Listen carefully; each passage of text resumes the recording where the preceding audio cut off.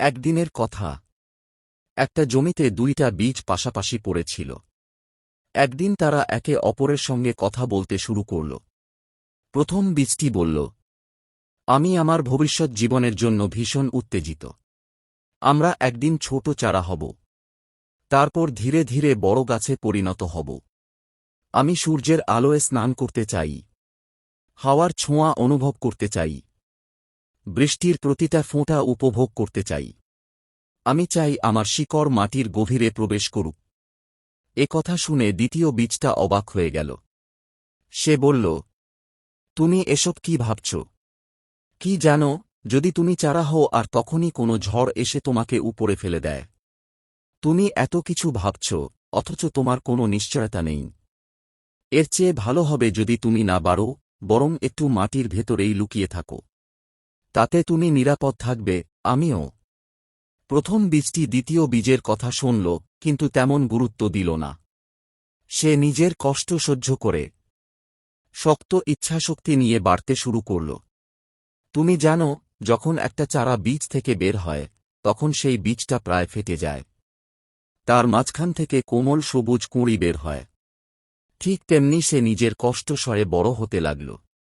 কিছুদিনের মধ্যেই সে এক সুন্দর চারা গাছে পরিণত হল।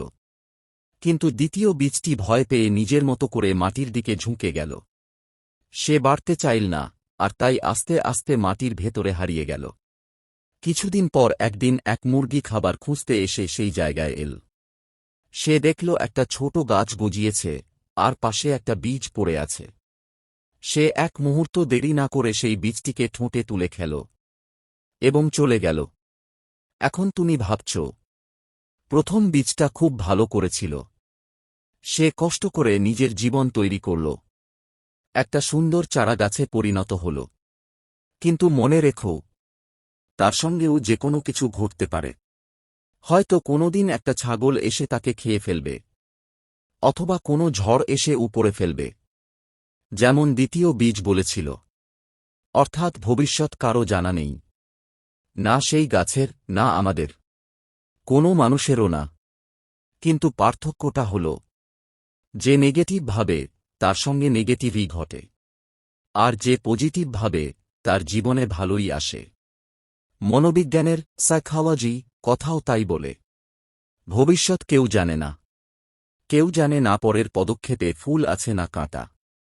কিন্তু যদি আমরা শুধু এটা ভেবে বসে থাকি যে হয়তো কাঁটাই আছে, কাঁটাই আছে, তাহলে আমরা কখনোই সামনে এগোতে পারব না।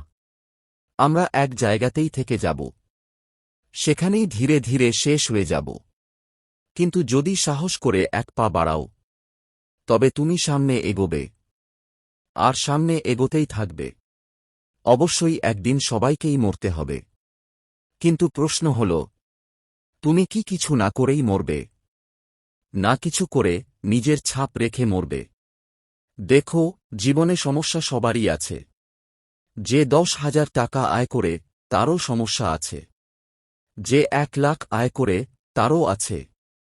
এমনকি যে 1 কোটি আয় করে, তারও সমস্যা আছে। তফাৎ শুধু জায়গার, মানসিকতার।